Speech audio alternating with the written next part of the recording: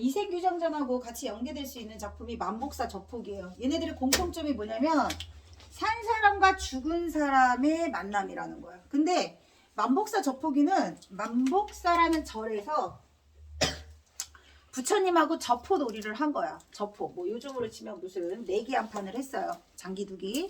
내기를 해가지고 얘가 부처님 제가 이기면 결혼할 여자 한 명 딱 내려주세요. 했는데 진짜 저포놀이에서 이기고 죽은 여자가 딱 눈앞에 나타난 거야. 여기는 처음부터 죽은 여인과의 사랑 이야기예요. 그래서 만나가지고 얘기했는데 이 죽은 여인들이 공통적으로 전쟁에서 목숨을 잃게 된다는 거야. 보통 여인들이 전쟁에서 목숨을 왜 잃는 거예요? 끝까지 정절을 지키기 위해서, 그 오랑캐 무리로부터 몸을 더럽히지 않기 위해서 죽음을 당하게 돼요. 그리고 난 다음에 죽은 여인이라는 걸 알면서도 남자와 진짜 못다한 정을 막 나누는 거야. 회포를 풀고. 근데 이제 만복사 저포기 같은 경우는 그 여인이 죽었다는 것을 그 딸아이의 죽음을 좀 죄를 올리기 위해서 절에 왔던 부모님들이 내 딸아이가 주었다는 물건을 가져온 양생을 보고 이것은 내 딸아이 것 하면서 그때 이제 죽었다는 걸 알게 되는 거거든요. 근데 얘네들은 처음 보는 순간 한눈에 반해.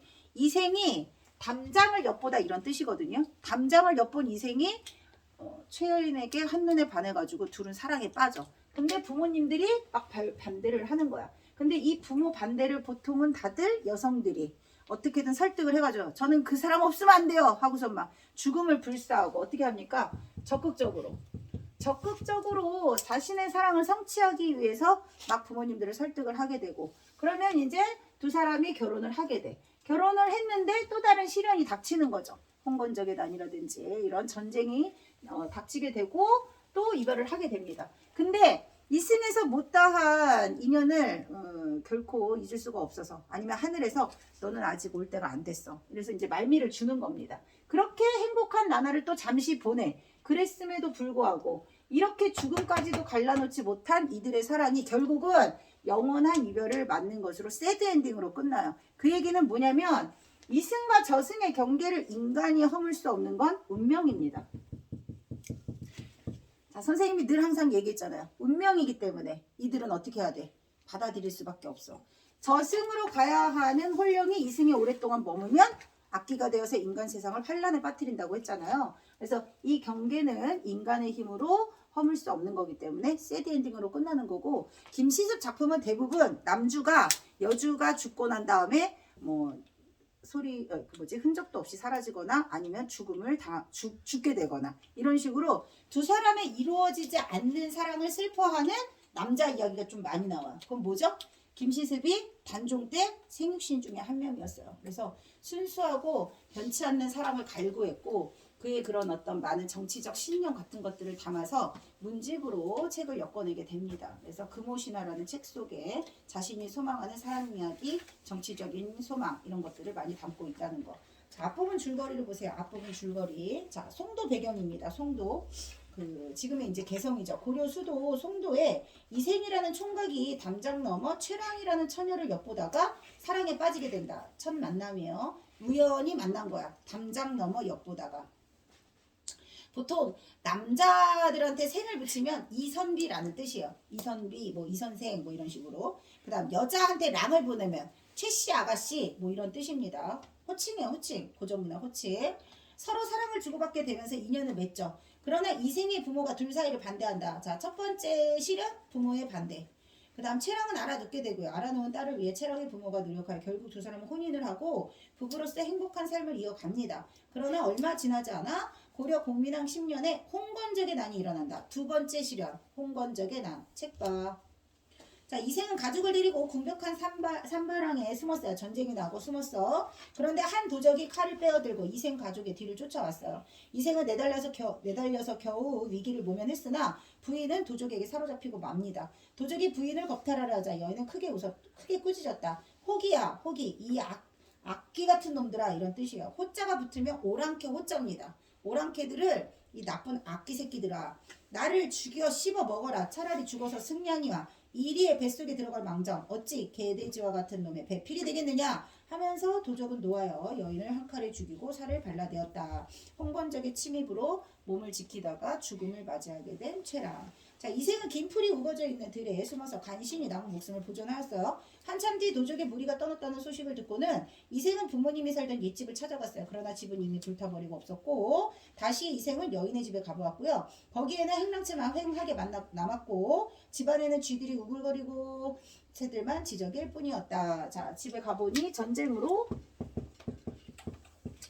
폐허가 된 최랑의 집의 모습이 묘사되어 있어요. 자, 그리고 이생은 슬픔을 이기지 못하여 새들만 지저귀일 뿐이었다. 거기 묘사. 이생은 슬픔을 이기지 못하여 작은 누각에 올라가서 눈물을 훔치며 길게 탄식하였다. 어느새 날이 저물었으나 그는 우두커니 홀로 앉아 있었고 지난날 논의던 일을 가만히 생각해보니 완연히 한바탕 꿈이었다. 지난날 행복했던 시절을 생각해도 한바탕 꿈을 꾼 것과 같았다. 자, 아주 행복하고 즐거웠던 한때를 한바탕 꿈에다가 비유하는 것. 자, 인생 무상을 나타내는 말 중에 한바탕 잘 꿈을 꾼 것 같다라는 표현이 있어요. 그래서 여기서 말하는 꿈이라고 하는 것은 허무하고 덧없는 인생을 나타낼 때 주로 쓰는 표현이에요. 자, 한바탕 꿈을 잘 꾼 것 같은 것처럼 지난날이 있었나 하면서 아쉬워하는 거죠. 이경이 거의 다 되었을 때, 이경이 몇이라고 했죠? 이경? 선생님이 1경, 2경, 3경 중에서 하나 정도는 알아둬야 된다 그랬죠. 3경을 기준으로 해도 되고 1경을 기준으로 해도 돼요. 3경이 밤 11시부터 새벽 1시까지야. 그럼 2경은 뭐야? 앞에 있는 숫자 7시부터 9시부터 11시. 그러니까 11시부터 1시 사이가 3경이야. 깊은 한밤중. 근데 2경이라고 했으니까 9시부터 11시 사이가 되었겠죠.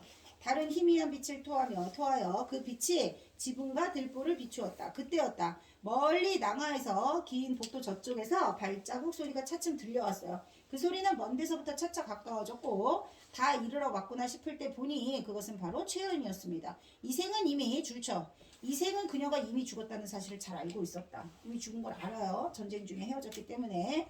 자, 하지만 그는 그녀를 매우 사랑했어요. 그렇기 때문에 그녀의 존재를 의심하거나 괴이하게 여기지 않았다. 이 말은 뭐야?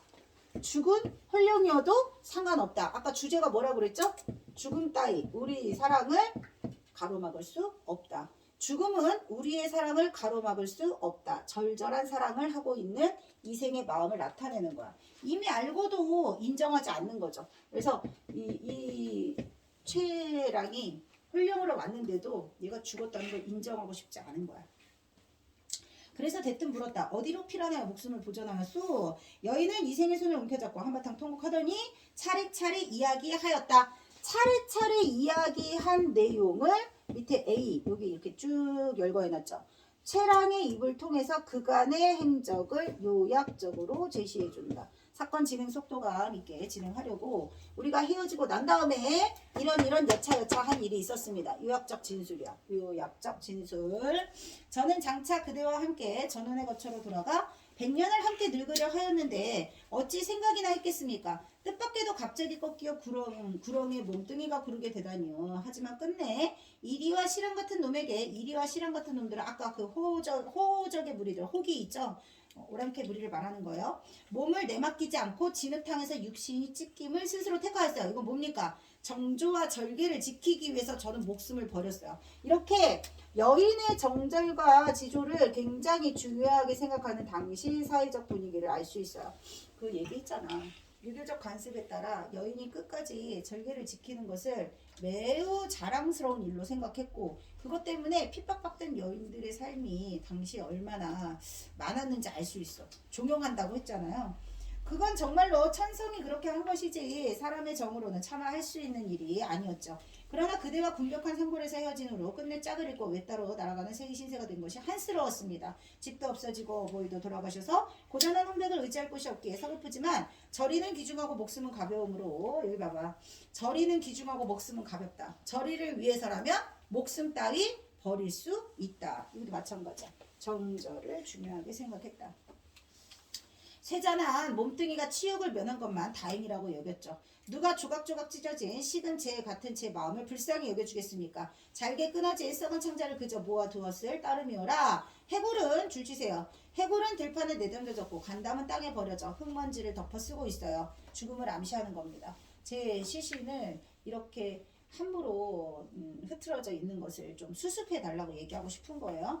자, 이렇게 오늘은 서글프고 억울한 생각이 들어서 이제 봄 절기가 적막한 골짜기에 돌아왔으니, 자, 봄 절기가 돌아왔다는 것은 난세의 그 환란이 끝나고 서방님과 함께 할 수 있는 이런 평화로운 시절이 돌아왔으니, 천녀의 혼이 이승으로 돌아왔듯이 저도 이승으로 되돌아와서 남은 인연을 줄쳐 남은 인연을 거듭 맺으려 합니다. 여기서 남은 인연이라는 건 부부로서 100년회로 하기로 했는데 피치 못할 사정으로 우리가 남은 인연을 이어나갈 수 없었잖아요.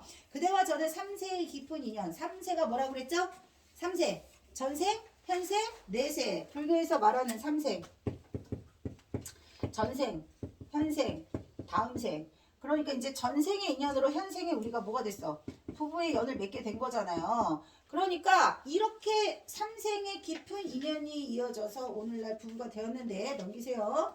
오랫동안 뵙지 못한 정을 이제 되살려서 결코 옛날의 굳은 맹세를 저버리지 않겠습니다. 굳은 맹세, 100년해로 하겠다는 거, 결혼할 때 맨 처음 맹세하는 거. 그대께서 지금도 3세의 인연을 알아주신다면 잊지 않고 끝내 고이 모시려 하오니 그대께서는 허락하시겠습니까? 자, 지난날 있었던 일들을 요약적으로 제시하고 부의 연을 계속 이어가고 싶습니다 라고 청을 한 거고요. 이 생을 기뻐하는 한편 또 감격해서 말했어요. 그건 정말 내가 바라는 바요. 두 사람은 다정하게 마주하여 속마음을 풀어놓았다. 그러다가 재산을 도적에게 약탈당하지 않았는가 하는 일에 말이 미쳤다. 여인은 말하였다. 하나도, 줄치세요. 하나도 잃지 않았어요. 아무 산에 아무 골짜기에 묻어두었죠. 자, 그 와중에도 재산을 잘 은닉해둔 최랑. 자, 최여인은 굉장히 사랑을 쟁취하는 데 있어서도 적극적이었다고 했습니다. 전시 상황임에도 불구하고 자신이 할 바를 다 했던 최랑입니다. 자, 그리고 여인이 아무 곳에나 버려져 있습니다. 거기 부모님의 해골의 위치를 알겠소 했더니 아무 곳에나 버려져 있는 상태입니다. 두 사람은 쌓인 정을 이야기한 뒤에 잠자리를 같이 하여 즐거움을 극도로 누리길 옛날처럼 하였다. 그래서 최여인이 말한 곳에 가서 부모님 시신을 수습해서 재산도 찾고 부모님을 좋은 곳에 묘를 만들어주는 일까지 다 하게 돼요. 그 부분이 이제 생략됐고, 그 뒷부분 이야기예요. 이생은 이후로 인간사에 게을러졌고, 그래서 비록 친척과 빈객은요 귀한 손님이란 뜻이야. 왜 우리 나라에 되게 높으신 분이 손님으로 오면 국빈 대접한다는 얘기 있어요. 국빈 대접. 국가의 귀한 손님이란 뜻이잖아요. 빈객, 귀한 손님.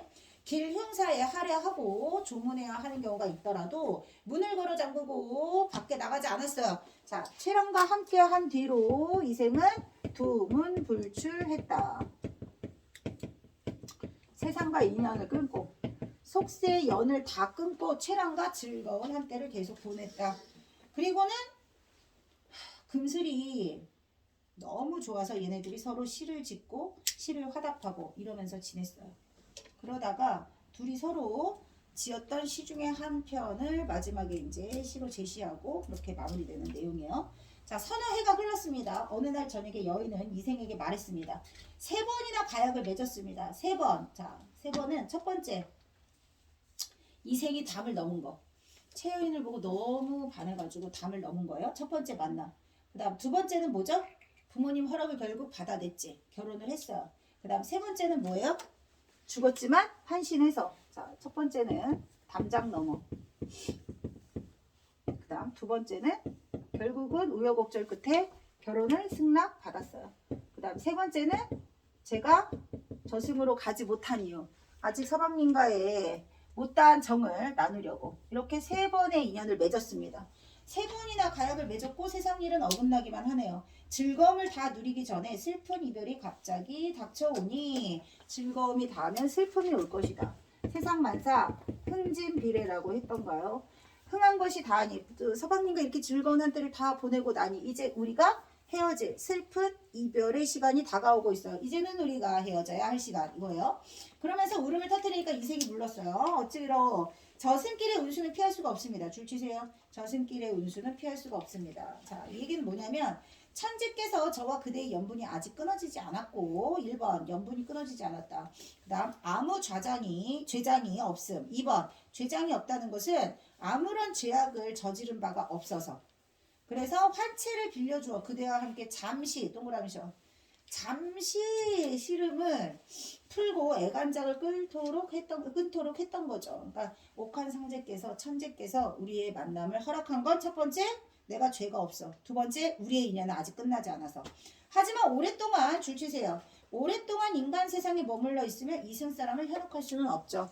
저승길 운수, 여기서 말하는 저승길 운수라는 거 피할 수 없는 이유 이것 때문이야. 인간 세상에 오래 머무는 일은 이승 사람을 현혹시키는 일이기 때문에 오랫동안 머무를 수가 없습니다.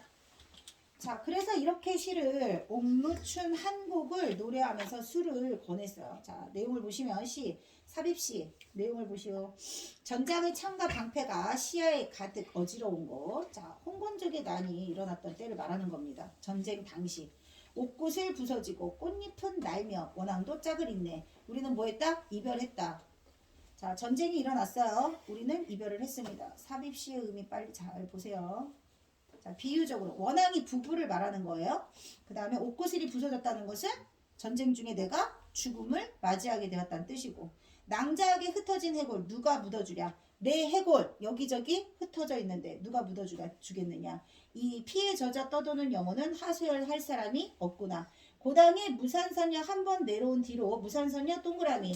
자, 무산선녀는 사랑을 쟁취한 인물이라고 했습니다. 그래서 고사 속에 나오는 인물을 통해서 자신과 같은 처지인지 다른 처지인지 그 정도 알아두면 되거든요. 깨졌던 구리거울 다시 갈라지니 줄치세요. 깨졌던 구리거울이 다시 갈라진다는 건 이별 암시. 이별 암시.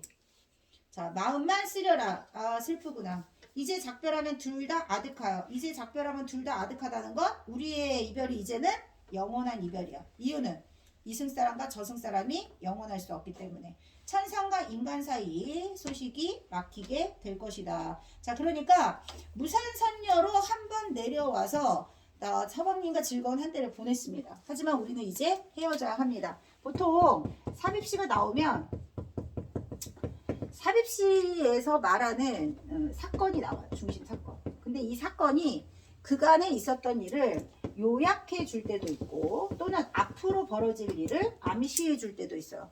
요약 뭐 해줬어? 우리가 전쟁 중에 내가 죽어서 이별을 맞이하게 됐습니다. 그리고 우리는 이제 다시 헤어지게 되었어요. 요약하고 암시하고 있죠. 과거도 나오고 앞으로 일어날 사건도 암시하고 있습니다. 그 다음에 고사를 인용하는 경우도 있어요. 고사가 인용되거나 또는 비유적 표현이 쓰일 때가 있습니다. 그럼 이거 원관념을 파악해야겠죠. 근데 그 무엇보다 중요한 거 시는요. 정서입니다. 정서. 자, 화자의 정서 또는 화자의 정서를 나타내기 위한 그런 어떤 전체적인 시 분위기. 이 시는 뭐야? 이제는 우리가 함께 할 수 없어요. 슬픈 애상적인 분위기를 자아내는 시야. 압축적으로 이야기 속에 삽입함으로써 압축적인 시가 산문 이야기 속에서 변화를 주는 효과도 있어요. 그러니까 이야기의 지루함을 바꿔주는, 그러니까 약간 달래준다고나 할까? 이야기만 쭉 그냥 나가는 것보다 예를 들어서 시간이 막 이렇게 역행적으로 입체적으로 왔다 갔다 하면 변화를 주는 거야. 이렇게 운문 요소를 넣어서 산문 양식의 지루함을 달래주기도 한다. 고사 속 인물은 뭐야? 서방님과 죽음으로 이별을 했지만 다시 돌아와서 우리가 즐거운 한때를 보냈죠. 그래서 여기서 말하는 원앙이 부부를 말하는 거고 옥꽃을 부서지고 꽃잎이 휘날렸다는 것은 최랑의 죽음을 의미하는 거고 분석하는 거 한 문제 나올 수 있습니다. 내신 문제에선 나옵니다. 자, 그래서 제대로 곡조를 이루지 못하면서 눈물을 삼키면서 이별을 암시하고 있는 최랑입니다. 그 뒤로 최랑은 영원히 이별을 하게 되고 떠나게 되고 이생도 나중에 어떻게 되었는지 알 수 없는 그런 이야기로 흐지부지 된다. 그런 이야기로 끝난다. 그래서 말하고 싶은 건 뭐야? 끝내 최랑이 없는 이승은 살아도 산 게 아니다. 그래서 이생도 최랑 없이는 살 수 없다. 이런 내용으로 끝나는 이야기예요. 자, 단축해 볼게요. 최여인은 홍건적의 침입으로 피신하였다가 죽임을 당했습니다. 그래서 사랑을 방해하는 요소로 전쟁이 나왔고요. 이생과 최여인이 제외한 것은요. 죽은 최여인이 헌신한 거고 이생과 제외하고 부부로 살아가게 되었지만 이생은 인간사에 관심을 두지 않을 정도로 최랑과 흠뻑 사랑에 빠지게 된다. 그 다음 만남과 이별의 서사구조가 계속 반복된다는 거. 첫 번째는 죽음으로 이별을 맞이하게 되고 환신하고 이생과 재회를 했으나 저승세계 법령에 따라서 영원한 이별을 맞이하게 된다.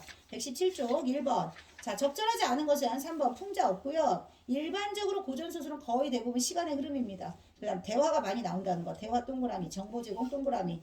대화를 통해서 정보를 제공해 주기도 하지만 대화를 통해서 인물의 성격을 알 수도 있어요. 또는 대화를 통해서 뭘 또 알 수 있을까요? 인물의 성격도 알 수 있고 갈등 양상도 알 수 있겠죠. 어떤 주된 갈등 양상이 있는지 이런 것들 성격, 정보, 심리 그 다음에 갈등 양상 모두 대화를 통해서 알 수 있다. 자, 그 다음 4번에서 작품박 서술자라고 했다. 전지적 작가 시점이니까 고전소설에서는 작품박 서술자가 직접 서술하는 방식. 아까 얘기한 대로 이야기 중간에 운문을 삽입해서 정서를 전달한다. 사건의 이야기의 단조로움을 피한다. 그 다음에 암시하는 거, 유학하는 거 있다 그랬어요. 그 다음 2번입니다. 원망 없어요. 그 다음 3번 적절하지 않은 것은 5번입니다. 역설 없어요. 그 다음 4번. 자, 첫 번째 시를 볼게요. 님이 효심에 나는 전혀 믿었더니, 자, 님의 말을 나는 믿었다 이런 뜻이야.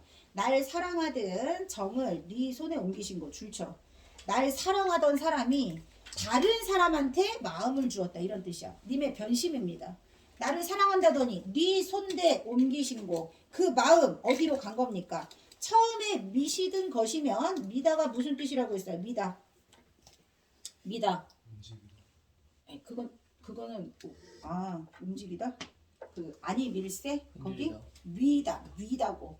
처음에 이렇게 나를 처음부터 위단가 거기에서 맞죠? 용비어천가 맞죠? 움직이다. 처음에 미시던 것이면 이대도록 서러워라. 처음에 나를 그렇게 흔들리다라고 해석하면 이게 말이 안 되잖아. 다시 추론해봐. 다시. 처음에 나를 미시는 것이었으면 이렇게 서러울 건가? 뭘 것 같아? 하나밖에 없어. 밀다? 이렇게 사랑 노래를 해석을 못하나? 서야 뭘 것 같아? 나를 믿었으면 처음에 나를 믿는 것이었으면 이대도록 서러울까? 자, 여러분 님이 나를 사랑했었는데 나에 대한 처음부터 나를 미워했더라면 내가 이렇게 서럽지는 않을 텐데. 생각을 해봐라. 나를 사랑했던 사람이 다른 사람한테 마음이 갔어. 변심을 했단 말이야. 그러면 처음에 사랑하지나 말지. 게다가 사랑하다잖아. 게다 미다 반대라고 했잖아. 처음부터 나를 사랑하지나 말든지 나를 미워하든지 그랬으면 내가 지금 이렇게 서러울까? 이렇게 해석하셔야죠. 자, 님의 변심 때문에 마음이 슬프다. 송시열이 지은 거고요. 그 다음 두 번째는 공산에 우는 적동 너는 어이 우는구냐 오짖느냐 너도 날과 같이 무음 이별하였느냐. 자, 접동새한테 물어본 거야. 너도 나처럼 이별했니? 라고 물어봤죠. 그러니까 화자는 지금 이별한 상황이고 접동새도 이별한 것처럼 슬피 울고 있다고 생각을 하는 거야. 그럼 접동새는 뭐니? 감, 정, 이. 자, 그리고 아무리 피나게 운들 대답이나 하더냐. 네가 그렇게 피나게 울면 님이 대답을 해주냐? 그러면 내가 아무리 님을 찾아도 그 님이 대답이 없다. 그러니까 임과 이별을 하고 그 사람이 너무 그립고 그 사람이 너무 보고 싶은데 아무리 불러봐도 외쳐봐도 내 마음을 알아주지 않는 그라는 거잖아. 이별의 슬픔을 뭐에다가? 접동새에 감정이입해서 이렇게 표현한 거죠. 근데 이제 세 번째 시는 고을사 젖꽃이여 반만 여인 젖꽃이여 더도 덜도 말고 매양 그만 허여 있어 피어 있어 춘풍의 향기 돋는 나비를 웃고 맞아 하여라. 자, 안민영이라고 나와 있잖아요. 안민영이 사랑했던 그 꽃은 매화예요. 안민영은 매화를 소재로 시를 엄청 많이 지었어. 그래서 매화꽃이 추운 그 혹독한 추위를 이겨내고 아름다운 꽃을 피우는 걸 예찬하는 시를 쓰기도 하고요. 이 시에서는 자, 아름답고 고운 꽃이지만 영원한 꽃은 없어요. 그렇게 반만 피어 있고 결국은 지고 마는 것이 아름다움이 영원할 수 없는 것처럼 인생도 똑같다. 아름다운 꽃을 보면서 영원한 인생은 없다라는 인생의 허무함을 노래한 겁니다. 삶에 대한 애상감, 슬픔, 매화꽃에 빗대어서 이렇게 표현을 했다. 자, 그러니까 춘풍의 향기 돋는 나비를 그렇게 웃고 맞이하고 있는 그 모습도 나이 들어가면서 아름다웠던 시절의 그 외모는 사라졌을지 몰라도 그래도 그렇게 인생을 점점 사그라들더라도 나비를 맞고 하면서 그렇게 있어주면 참 좋겠는데 영원하지는 않죠. 그 다음 동기로 세범대와 한문같이 지내다가는 아우들과 헤어졌어. 두 아우는 어디 가서 돌아올 줄 모르는 거. 사실 이 아우들과 헤어진 건 전쟁 때문이에요. 전쟁 중에 아우들과 헤어졌다. 그리고 마지막에 석양의 문에서 한숨 겨워 하노라. 헤어진 두 아우를 그리워하며 한숨 짓는 안타까워하는 노래다. 그 다음에 5번에서 서검을 못 이루고 서검 동그라미 쳐보세요. 자, 서검을 못 이루었다는 것은 문관과 무관으로 출세하다. 그거를 서검이라고 해요. 근데 서검을 이루지 못했다는 것은 문관도 무관도 나가지 못하고 출세하지 못했다는 뜻이에요. 의미 알아두셔야 돼요. 자, 문관이나 무관으로서 출세하지 못할 정도의 신분. 작가가 김천택이야. 김천택 김수장은 중인 출신이야. 중인 출신. 그러니까 시조가 우리가 지금 많이 이렇게 배울 수 있는 이유 중에 하나가 김천택, 김수장 이런 사람들이 시조를 막 모아가지고 책으로 엮어냈단 말이야. 중인 출신으로 어차피 출세는 못해. 그래서 평생을 자연에서 풍류로 즐기는 풍류 가객으로 살았던 사람들이란 말이야. 그러다 보니 서검을 못 이루고 쓸데없는 몸이 되어서 50충강을 헤엄없이 지내 연적 두어라 어느 곳 청산이야 날 낄 줄 있으랴. 자, 날 끼다. 끼다는 우리 배웠죠. 끼다가 무슨 뜻이죠? 끼다. 끼우다. 이러면 힌트가 될 텐데. 공명도 날 끼우고 부기도 날 끼운다. 삼춘곡에 나오잖아요. 꺼리다지. 그러니까 청산이야 날 꺼릴 줄이 있으랴. 이게 무슨 뜻이야? 청산은 날 꺼린다 안 꺼린다? 청산은 날 꺼리지 않는다. 뭔 뜻이냐? 자연은 날 꺼리지 않아. 인간 세상에서는 중인 출신으로서 한계를 가지고 있는 나지만 자연은 날 멀리하지 않는다. 이 얘기는 나는 자연이 좋아서 자연으로 가겠다. 뭐 이런 뜻이겠죠. 청산으로 돌아가리라. 자연에 귀의하겠다는 뜻을 보여주는 겁니다. 김천택, 김수장 자체가 힌트가 될 수 있어요. 무슨 힌트라고? 어차피 인간 세상에 글렀어. 인간 세상에선 신분상의 한계가 있기 때문에 그런 인간 세상보다는 자연에서 풍류나 즐기는 그런 사람으로 살겠다. 답은 2번입니다. 접동 별표예요. 접동 감정이입. 자, 그 다음 마지막 118조. 자, 윗글을 감상하는 태도라고 했어요. 실제 역사적 사건 뭐라고? 통군적인 한 전쟁 소재로 했어요. 비극적인 상황을 고려했고요. 유교적 가치관 정조를 지키는 중요한 시대였다는 걸 알 수 있고요. 목숨보다 뭐가 중요하다고? 정조가 중요하다고. 이생이 죽은 이야 이야기를 함께 나누고 생활하는 것은 비현실적이다. 판타지적 요소죠. 이생과 맺은 인연을 소중하게 생각하는 최여인의 태도에 당시 여성들이 가졌던 결혼관이 반영되어 있고요. 최여인과 재회한 후 이생의 모습에서 세속적 가치보다 자연? 아니죠. 인간 세상 모든 것들을 다 끊어낸 건 뭐 때문이야? 사랑 때문이지. 사랑. 절절한 사랑. 그 어떤 것도 사랑 앞에서는 소용없다. 5번입니다.